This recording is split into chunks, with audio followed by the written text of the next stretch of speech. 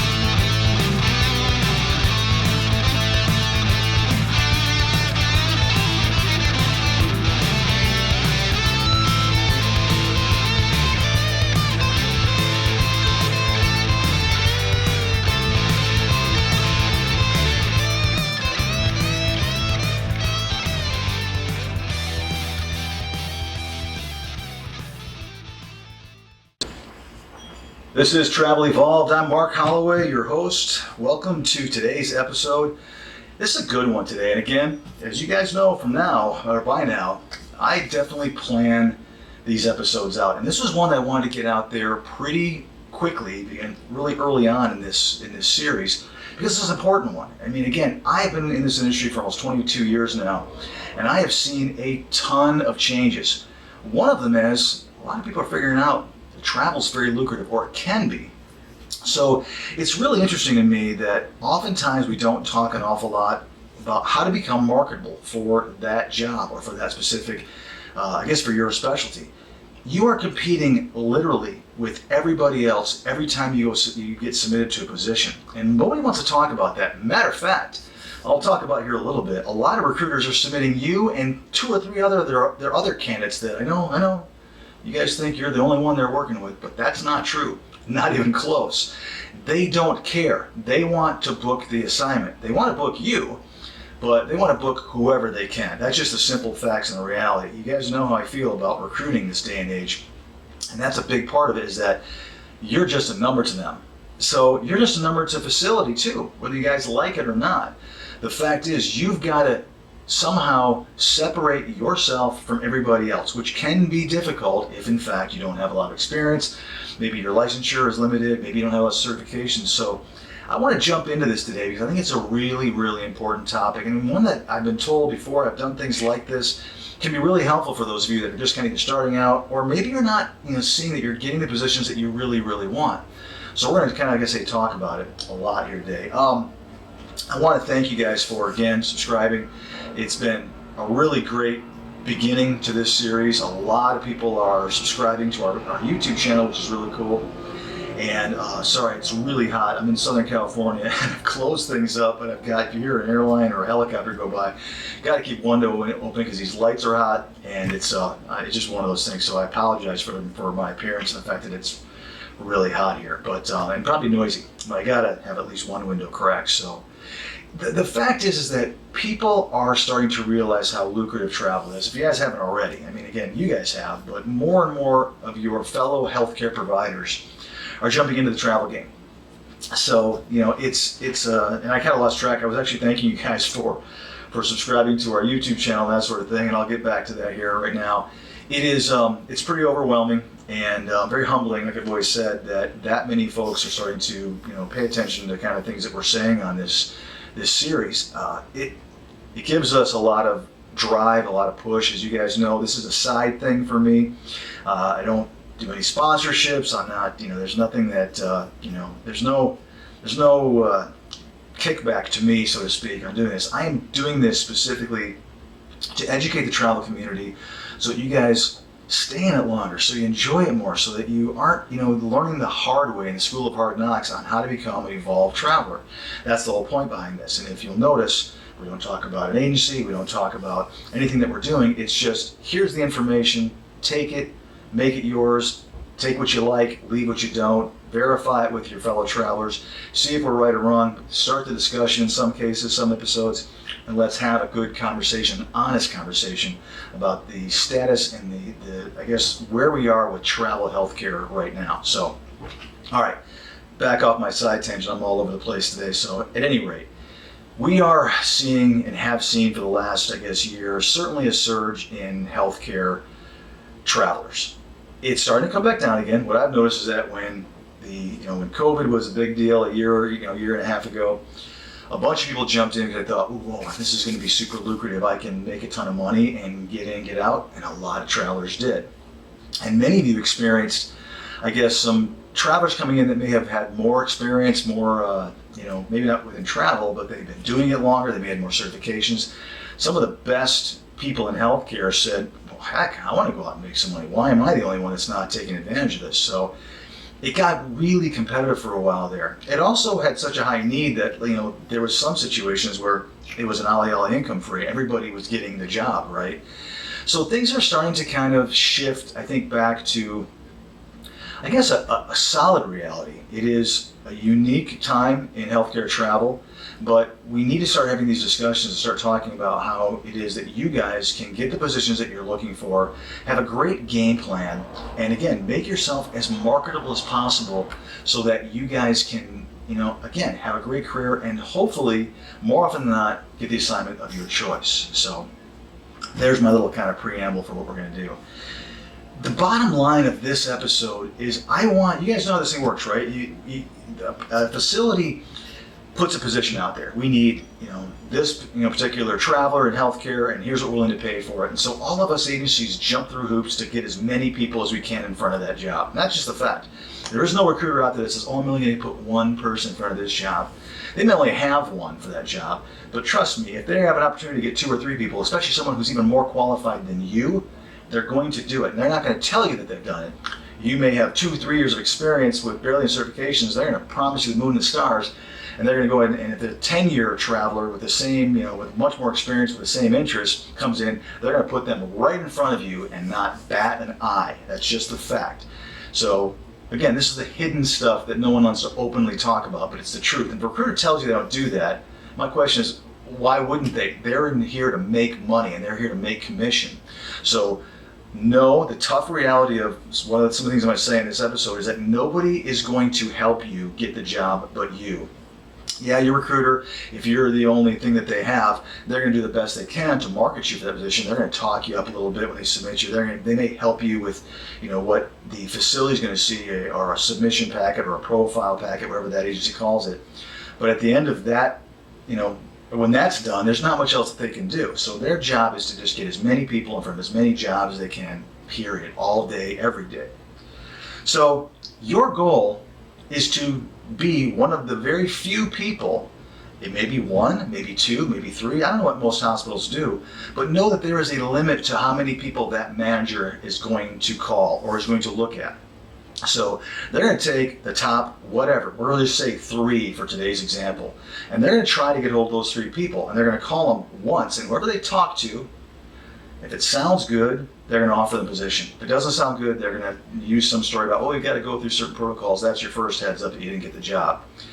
When that's done, if they haven't gotten a hold of anybody, they may go further in the stack, but the likelihood is slim, which means I want you guys to hear this. Your goal is to get on the top of that pile, no matter how big the pile is. And here's what's wild is that you don't know how big the pile is. Theoretically, most recruiters don't really know how big the pile is, but they may have some experience as to what historically it's been. You and the recruiter both can kind of tell based upon supply and demand. In other words, how hard is it for that facility to get your specialty at that time of year or whatever the circumstances are. You kind of have a general idea. Is it a popular position? Is it one that nobody wants to go to? Is it super high paying? Is it super attractive location? Is it neither one of those? You're going to be able to gauge the potential for your competition just by sheer understanding, that town, that facility, the time of year and everything else, the weather, you name it, how hard it's going to be for that facility to find what they're looking for. If you have a really unique specialty and you're in high demand, there you go. If you have a very generic specialty and you're trying to get the greatest location on the planet, you guys go on here and going with this. You have the ability to kind of evaluate that position to kind of figure out whether or not you think you have a really good chance or maybe you don't. And don't trust a recruiter to tell you, because guess what they're all going to say? I'm going to get you this job. Why do you think they tell you that? They want you to stay engaged with them. They want you to not talk to any other recruiter who might have another job half an hour away, or maybe something completely different state that pays more or less. Who knows? You guys know. You gotta know the drill. I assume that you guys who listen to me, those of you who are evolving your travel game, starting to figure out how this whole thing works. If you haven't, wake up.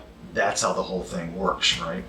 So your goal is to be one of those 2, 3, maybe only person that they're gonna call, and it's hard because you don't know how big that stack is. I guess that's the best way to kind of explain it. So it is a supply and demand situation. We're going to do an episode completely on supply and demand. But the fact is is everything to do with how big that pile is. And I've seen it where I've had a very unique specialty. I won't mention one, but let's say a really high demand traveler that barely anybody has the qualifications for in a really small town that's not that attractive. I have literally put travelers in front of that job, and I know they're going to get the job because I know that they're probably the only one or the most qualified person to go in front of that position. And I've seen jobs that have been available for months because they're looking for a needle in the haystack. So you know when you kind of know. And I've also seen travelers who barely have any experience that want to go in front of a really amazing position. And I feel like it should be in our industry where you come out and say, hey, you got to have a plan B, plan C, even a plan D. And I guess it depends on how transparent, how honest, how ethical your recruiter is to decide whether or not you have somebody that's going to give you those options because you really need those options. Most recruiters are going to do whatever gets them a booking. So in this instance, a lot of them will tell you the truth because they want you to lower your expectations and go in front of multiple potential assignments so that they have a better chance of booking you and making commission on you.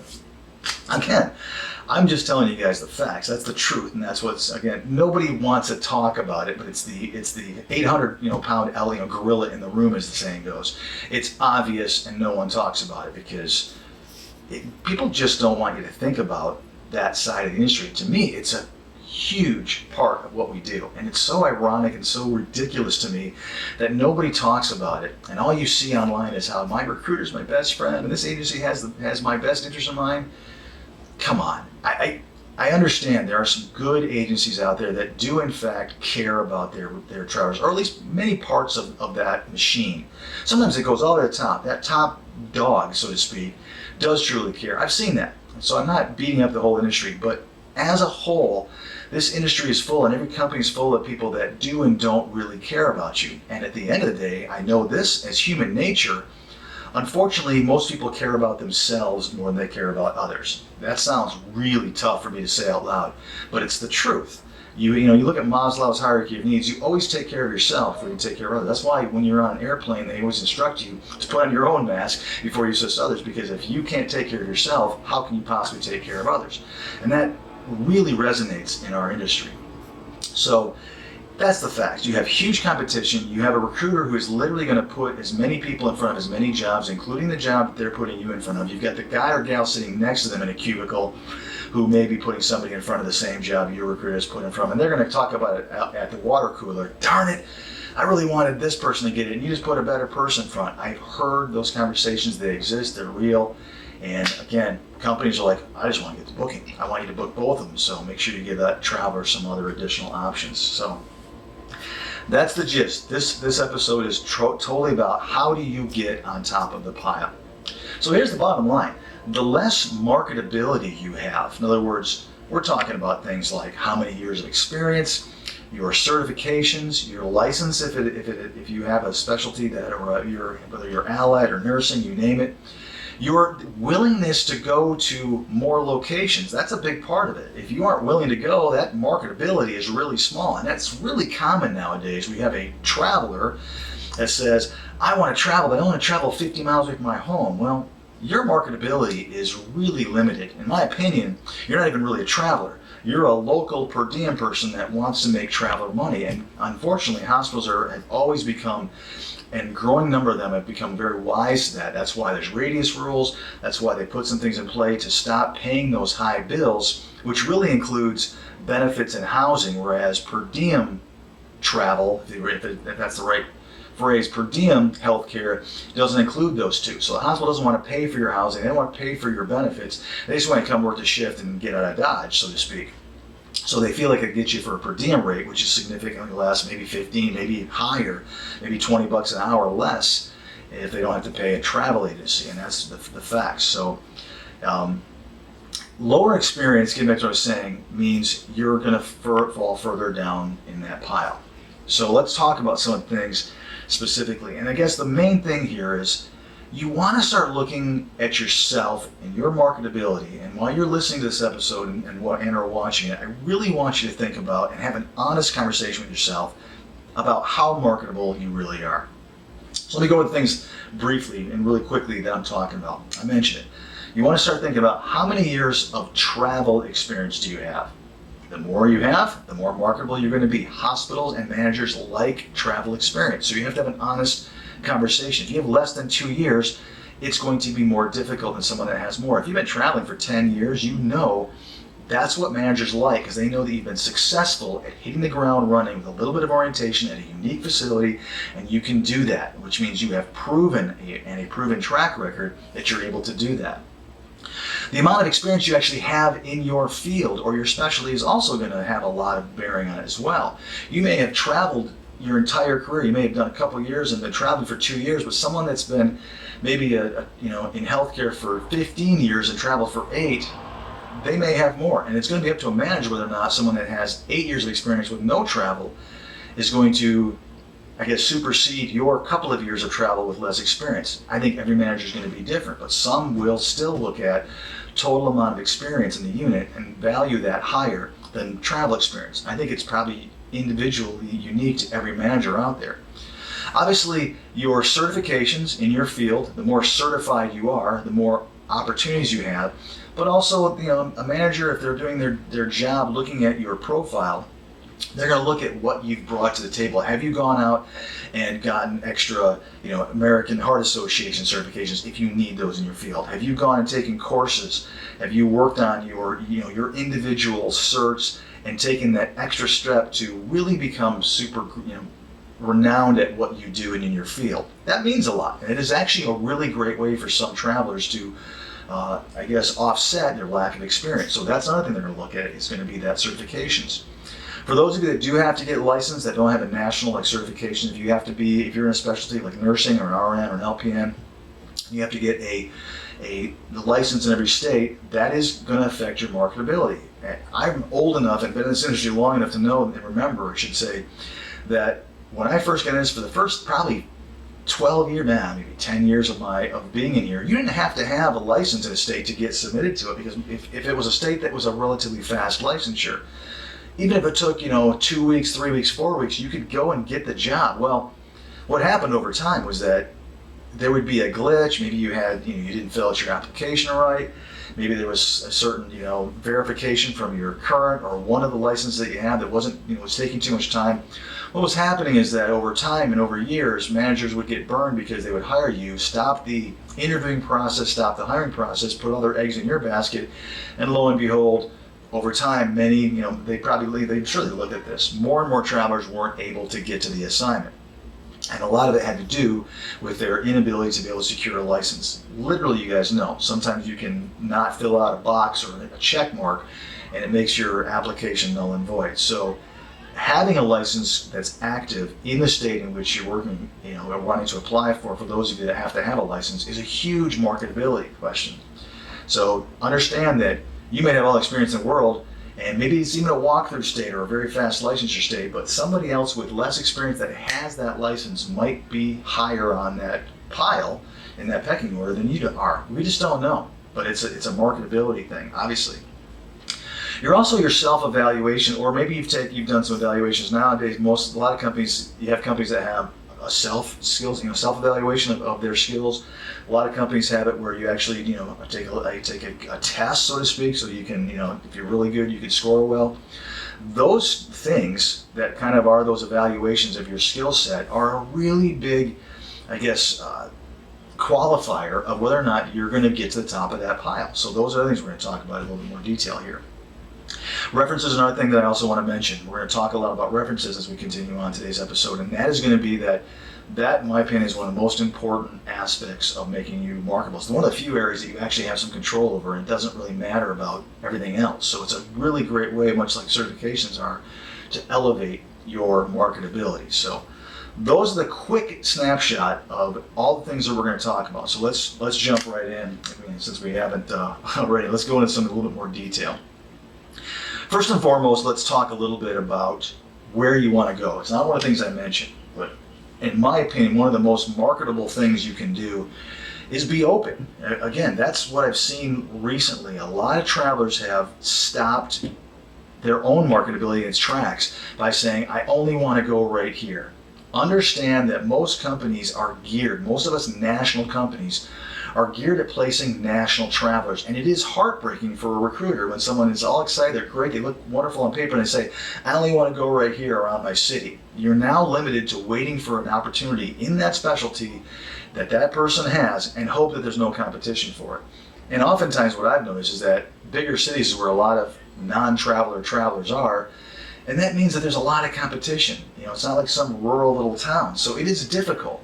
So one of the things I will tell you is, based upon your quick overview of your own marketability that you just did along with me when I was mentioning all the things we're talking about, if you score low on a lot of those, the one area you can really focus on is where you want to go. In other words, the less marketable you are, the absolute more options you should give your company or yourself. You have to. You can't have low scores on all the things I just breezed through and then only say, I want to go here. You're never going to get a job. Or if you do, it's going to be once and that's it. You guys know this. Those of you who've traveled for a long time, those of you who are trying to travel, you should understand that. You have to, for today's episode, one of the most important things, you have to have a realistic expectation of what's out there, the competition that you're facing. And that's why I wanted to go through those really quickly. I wanted you to kind of listen to what I was saying and say, where am I on scoring my marketability, my traveler marketability on all those areas that Mark just went over. And if you're middle of the road, okay, you probably have to open up to some more options. If you're at the top of the pack every time, you're the highest, you have earned that right to be able to really dictate to a company, to a recruiter, where it is you do and don't want to go. And I would suggest that the less you score in all those areas, in other words, the less chance you have of being at the top of the pile, realistically, the more options you need to give yourself, thereby your recruiter or your recruiters, depending on, and hopefully you're working with multiple companies, to get you a position that is of interest to you, that fits as many of the variables that you want in your next assignment. So, real long explanation of give yourself some options. Don't put all your eggs in one basket. I understand for many of you that are just getting into the travel game, that's what you want to just put your big toe into the water and just test the waters out. Well, you may not ever test the waters out because you're not giving your recruiter an option to really market you and to let you get a job that pays well, that's in a good facility. It's just the facts. It doesn't mean you have to change your mind and listen to me and all of a sudden just open yourself up, but realize that if you don't, you are limiting heavily your marketability, which means you may not get a job. You may have one option with one facility that happens to have that need, and you may not get it because you have 30 people that want the same job. And that's not an exaggeration, by the way, of the number of people that go in front of most normal travel assignments. It's 30 plus. And when it pays well or it's a great location, you can increase that number and you can decrease it for the opposite if it doesn't pay well or if it's not a tough location, or if it isn't a tough location. I think you understand that aspect of it. Be open. I will tell you, in 22 years, the more open a traveler is to location, the more options you have, the more options you give yourself, the more chances that pay and location are going to come together into into a place where they both overlap and make sense to you. And that's really when you're searching for assignment. Isn't that kind of what you're looking for? You want a certain location, you want a certain pay, and at some point the two have to intersect. which is when you say, okay, I'll take this assignment. If it's a horrible location, there may be a higher pay rate you need. If it's a, you know what I mean? If it's a more desirable location, that intersection may be down low, but that's probably how your brain is working. Give me all my options and let me kind of decide when that intersection hits. This is assignment I want to go in front of, this is assignment I want to go in front of, and that's, I think, how we subconsciously pick our assignments as travelers. Who knows? So there you go. So let's talk about, and I guess the last thing I'll say before I do that is, what I want to get at is it's okay for you guys that don't have a lot of experience to go for it. Just have a backup plan. In other words, absolutely go after the assignment that you don't think you're going to have an opportunity for. Whether it's a super great location that maybe you know is popular because it's the middle of winter and it's got a decent pay rate and that intersection overlaps, or it's a super high paying assignment and there's nothing wrong with going for it. And a recruiter who won't put you in front, that tells you a lot right there. That just means that they don't think you're going to get it and they'd rather not waste their time, so to speak, with you, and they'd rather put someone else in front of that job and put you in front of their job more appropriate. And that's kind of, unfortunately, another ugly side of the recruiting aspect of our industry. My thought would be, have your recruiter go for, put you in front of those jobs and have them put you in front of some other positions, all of which you would take, and then you interview and you see who calls you. Maybe no one else does, maybe you only have one or two options, and that gives you a good, ability to be able to make a decision on which assignment's best for you. Which kind of brings up a quick little side note, and recently I've had a number of people ask me, do you think recruiters always put you in front of the jobs that they say they're going to put you in front of? My answer is no, guys. As you know, that's, to say that they do would be naive, and I've always said you're not always going to like the answer, but I promise you I'll tell you the truth. And I know for sure, in some cases, a recruiter will mislead you. I've seen it where they'll tell you to put in front of a job and the job doesn't exist anymore because they just want to get you involved and you fill out all your paperwork. They lie to you. It is in the industry, not all of them. So those of you that are on my side of the desk, don't beat me up. But before you get upset with what I just said, those of you on my side of the desk, that's the truth. That there is baiting and switching that goes on. There is all kinds of things that happen to get travelers to get engaged with a recruiter or with a company, which means they may tell you about an assignment or tell you to put in front, and the fact is, until you fill your paperwork out, you don't really know. And I can't sit there, those of you that have asked me to answer that question, I can't tell you whether or not they're going in front, but I do know that it does happen where people actually are not in front of many jobs. They may be saying they're going in front of 5, and the fact is you might be going in front of 2 or 1. You just don't know, and it has to do with a lot of how that company's ran and I guess their philosophy and how they do things. But it would be naive to think that you are absolutely going in front of every job that your recruiter says that you're going in front of. It just is the case in our industry. So, okay, let me jump back into licensure real briefly. For those of you that require a license for your specialty, and I'll make this quick for those of you that don't, so bear with me. It is much like choosing your location. If you're fortunate enough to reside in a compact state and you require a licensure, make sure you have a multi-state access. Make sure you've churned that license into multi-state. I understand it can be a little bit, sometimes it's money for some states. It's oftentimes more paperwork, but it's really important because you now have, and I'm not going to say the figure because it changes every month and more states are moving toward this. But obviously you know that you have the ability to now have an active, I shouldn't say active license. You have the ability to use your current home state's license to work in a multiple amount of states, more than half, obviously, which is, and it grows every year, a ton of places. So to not do that makes no sense to me. If you don't happen to, reside in that state, and you have to start talking to your accountant to see what it is that you need to do to make that state become your home state, so that you have the legal ability to, again, be able to work elsewhere with a compact state license. And again, I'm not going to go into that too much today because we're going to talk about that in a completely different episode, but it's important. We'll talk a lot about it when we're talking about GSA and tax advantage and all that kind of fun stuff. But do understand, you don't want to put your license in jeopardy. So make sure that you are following the rules, and that if something, God forbid, should happen, that a hospital or a patient or somebody can't come to you and say, you know what, you actually don't have a license in this state because you're not legally compact state licensed. So talk to your peers, and we'll cover it again down the road. So pay attention to that episode if you're not really sure and convinced that you're working and operating with a good, solid backup for that license, make sure you get some good information from everybody that makes you feel good that you know you are. If you're not lucky enough to either reside in a state or you just aren't, you don't have, whether you can't turn your state into a multi-state licensure, you really do need to start considering going out and getting and spending money getting licensed in states in which you want to go to work in. What I said earlier, you can't even be submitted. Any company's going to tell you, oh, I can submit you. Maybe they can submit you, but it's almost a waste of time, even on those walkthrough states. Because again, I know things were different a year and a half ago, but things are moving back to where they were currently, or they were again now. Which means that if you're really serious, if there's a state you really want to go get the license.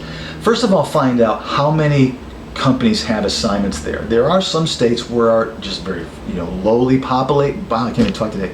Have low population. Let's just say it that way. And there's not a lot of assignments in those states. Whether it's a big state out in the west that doesn't have any population, or it's a smaller state, on the East Coast. If you're not seeing a ton of jobs there, reevaluate whether or not that assignment, getting that license makes sense to you. But don't just go by one company's word on that. That's what I'm trying to tell you. If one company doesn't have it, just might mean they don't have a lot of contracts in that state. Call multiple companies and kind of find out, is this a state that has a lot of travel needs in it? There are some states in different parts of the country that don't have shortages in your specialty like other states do. So before you go jumping out and spending money, find out, is this a good investment on my future? And again, I'm just telling you, don't trust one person with, well, we don't have anything, or we can get you a job.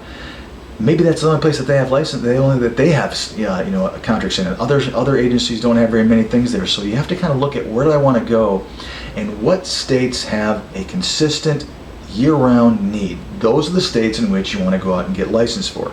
Some states, understand, take months to get licensed in. So, I'll just throw out, New York, I'll throw out New Jersey, I think Boston still or Massachusetts, I should say, still takes a long time. Washington, Oregon, typically been a long time. California is a nightmare. So there are a lot of states that take a long time to get licensed in.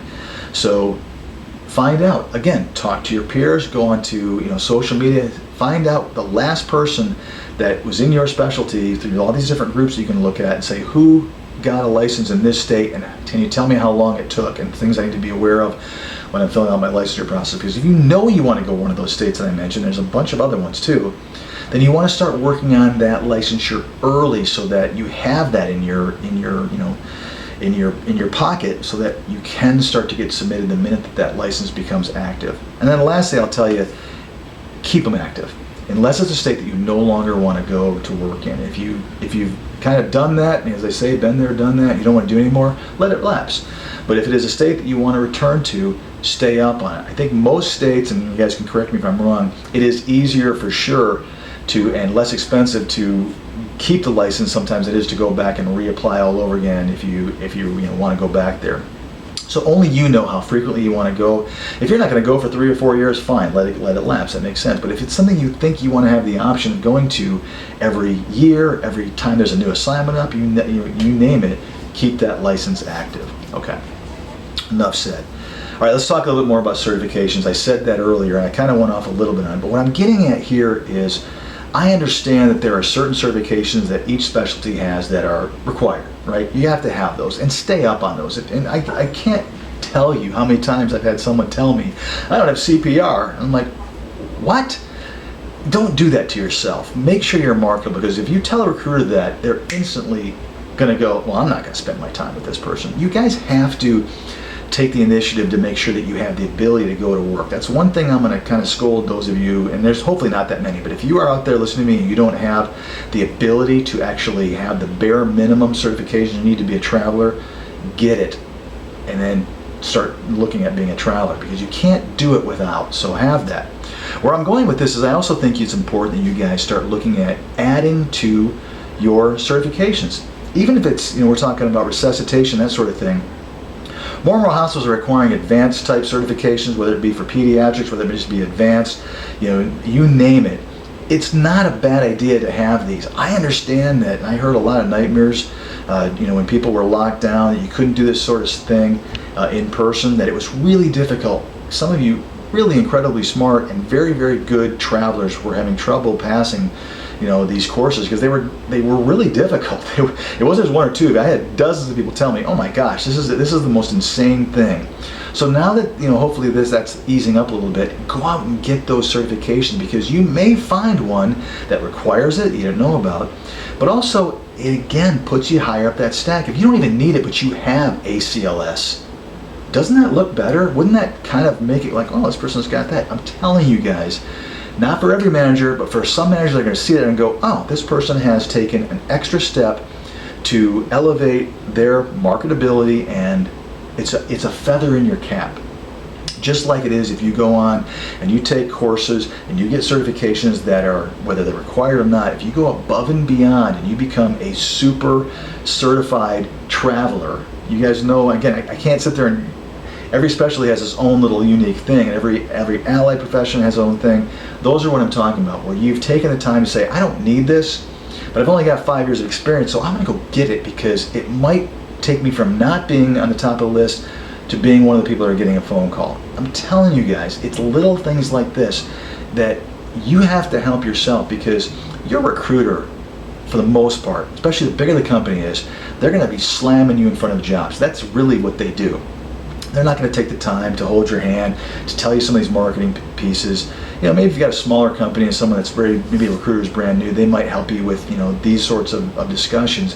But for the most part, what I'm hearing this day and age, it's, I want a traveler who I can get a job for, and the better chance you are of getting a job, that means the more chances a recruiter has of making commissions, which then means the more they're going to spend time with you. Let that also be kind of a telltale sign. If you're somebody that no recruiters are paying attention to you, it's because something's going on. You don't have the experience, you got a ding on your license, you got something that's keeping people from saying, I don't want to spend a lot of time because I want to make money. Because truly I'm a recruiter and that's what's driving me. I want to make money. This is how I provide for my family. This is how I put money in the bank, by convincing travelers to take the assignments that all companies have through me and the company that I represent. And that's what their goal is. So recognize that if you're not getting that time, it's because a recruiter is recognizing that likelihood of me getting paid on this traveler is less. So you've got to make yourself more marketable. So certify your you-know-what off and have yourself become again, the more certification, I don't care if you've been doing this for 10 years, it still will look better. You still, for those rare times when maybe you're not the top of the pile, this might push you back up to being at the top of the pile.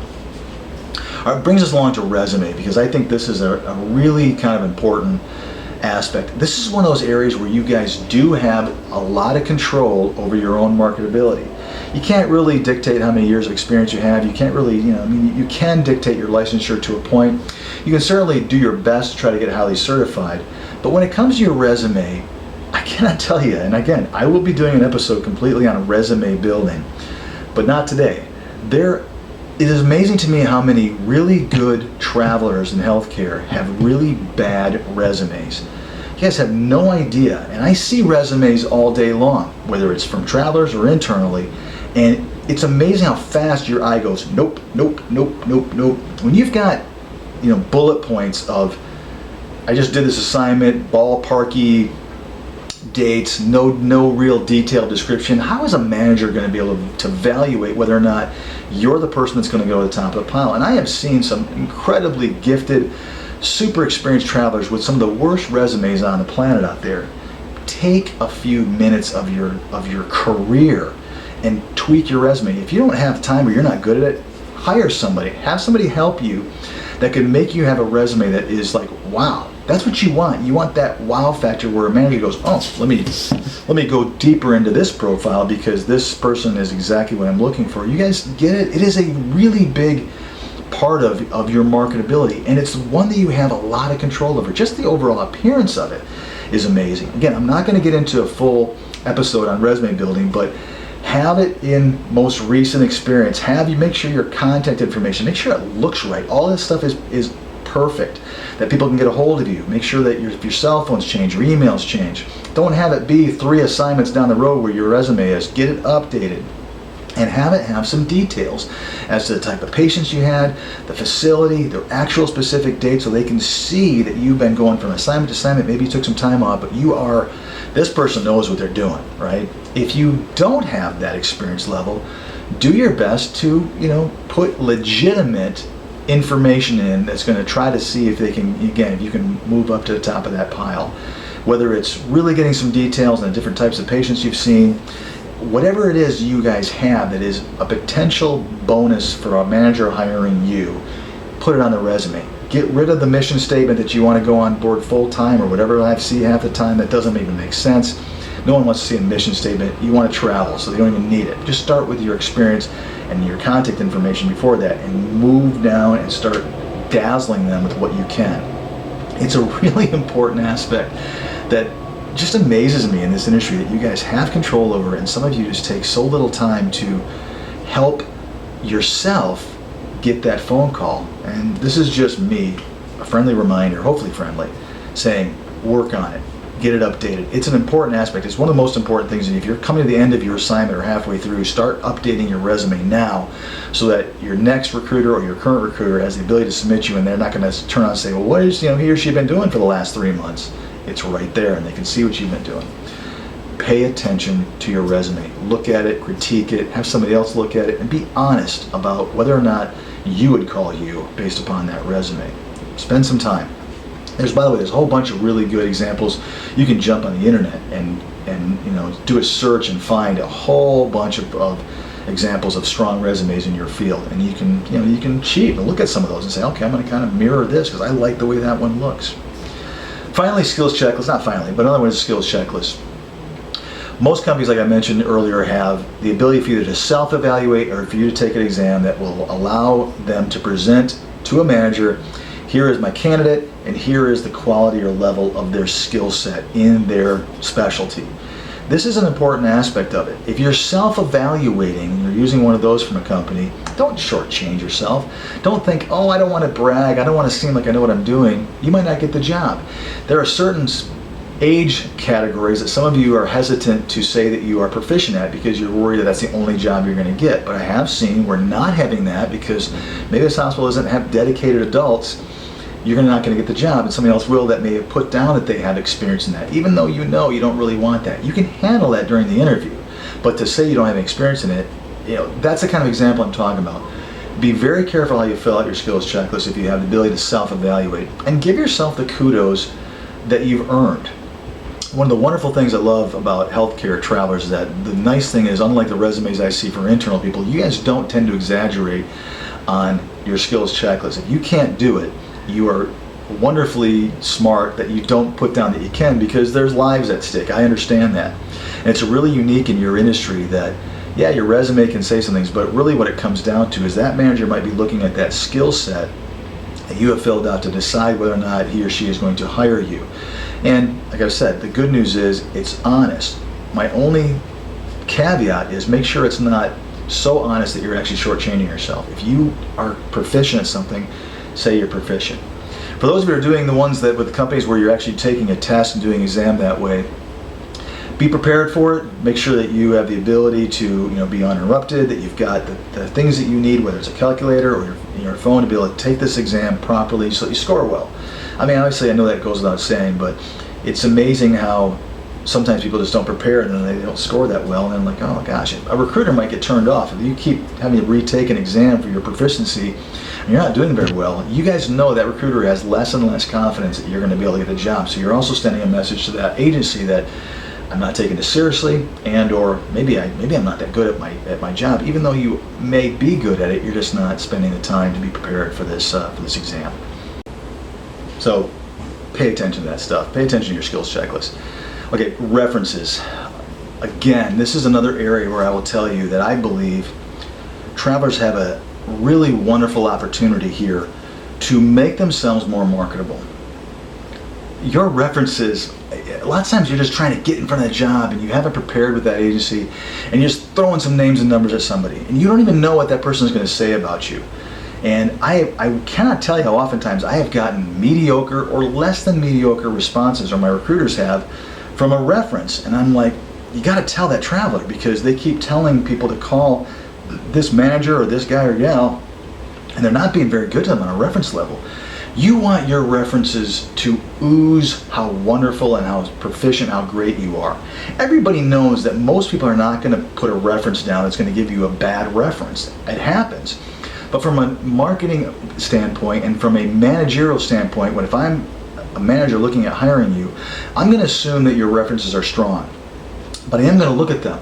I am going to see if there's any, consistent bad score like tardiness or patient care or getting along well with other travelers or the staff. I'm also going to read if your agency happens to put down where someone's allowed to talk a little bit about you, I'm going to read those first. If after I look at my eye goes through what might be kind of a skill or a grading scale on your ability as a traveler, I'm first going to also go down and look at what it is that people have said about you, and those two areas are, I think, an opportunity for you to move into that top part of that stack. If you haven't been, everyone's going to have, great or good or whatever. It's going to be really unusual for a recruiter to put a profile together or a submission packet where the reference is like all bad. I mean, they just won't do it. They'll go out and get another one. That's what I'm saying. It would be unusual for your references to look different than anybody else's. But when it comes down to what someone says about you, there it is. That is the opportunity for someone to say, things like, this person may not have had a lot of experience, but man, they killed it as a traveler, or they came in and this is what they did. I would hire them back in a heartbeat. It's an opportunity for the person that's giving you the reference to really help you get a call. That's really what this comes down to. So when you pick out who it is, I understand that it's hard because that person, you may be switching companies every 3 months because you haven't found the right one. I get it. And that's one of the downfalls to looking and going for the most bucks and going and trying to find that great company. So that means your reference is getting a little irritated every 13 weeks where all of a sudden they're getting a bunch of phone calls or 1 or 2 from somebody having to do this all over again. I understand all that. Warn them of it. Tell them, hey, listen, especially if it's somebody that you did a really good job for, and say, I need your help. I need your help getting this position. I need your help separating myself from the rest of the people that want the same position I have. Walk them through what this reference means to you and give them an appreciation so that when one of the agencies calls you, a recruiter calls them, they're going to hear a little bit more about you than anybody else has given them. And that's exactly what you want, a good, solid reference to provide. The other thing I'll talk about is, I first of all, I love written references, ones that someone has given without being on the form. Just understand that the older they are, the less that they mean. So if you haven't had one of those in the last year or so, get one, because sometimes those things can be really long and they can really go into some great detail as to what kind of traveler you are and what that manager can expect from hiring you for this, this travel contract, this travel assignment. Those are wonderful, I think, if your agency accepts them and you have someone who has ability, because what's great about those is that they don't have to keep getting bugged. But like I said, most companies, if it's getting older, they may stop using those as primary references and start moving those into the background as additional references because they need something within some recent years. Which kind of brings along the point that good companies nowadays definitely get performance evaluations or written, evaluations about how you did on your current assignment for future travel assignments that you're looking for. Make sure your company does that, especially if you've done well. If you have a really good reference and a good performance evaluation from your current assignment, choose a time when things are going really, really well, because we all know sometimes that can change pretty quickly. So if you're in a period of time when the manager's loving you, things are going great, and it's going well, right then and there, ask your recruiter or your company to get a performance evaluation in front of that manager so he or she can have a good feeling about you. Because like I said before, that could change in a heartbeat. You guys know this. Hopefully not for most of you, but it does happen. Maybe they've asked you to come in and work some crazy shift and you just can't, so now it's the manager's kind of upset with you. Who knows? There could be something that changes that. So strike while the iron is hot, as they say. If there's a great period of time, you guys know more than your company does, when's a good time to ask for a reference. If they're smart, you have some of these reference forms with you that you could actually present to your manager, have them fill it out, get it, again, being in charge of your own career and get it back to you. And that's the last thing I want to say is don't rely upon your company to do this for you. This is part of becoming an evolved traveler. Every time you take assignments, if you had 2 years worth and you literally went, let's just say, did 8 assignments, If you had 8 references and 8 performance evaluations for the last 2 years and they were all solid, that means a lot. That is a huge feather in your cap. And it does offset a lot of the things that maybe you scored yourself low on when we first started this episode out and you checked it. This is exactly what I'm talking about. This is, again, ways for you to start to get creative on getting the job. And that's where I'm going to go with here now. I've kind of gone through most of the episode, but I really want to just talk to you guys a little bit about understanding what you guys are up against. And this is an advantage I have over you. And this is an advantage I have over all of your counterparts out there that give you advice, is that I have seen from this side of the desk what this looks like and the competition level. And I've seen thousands and thousands of profiles for good, bad, and indifferent, travelers throughout my career.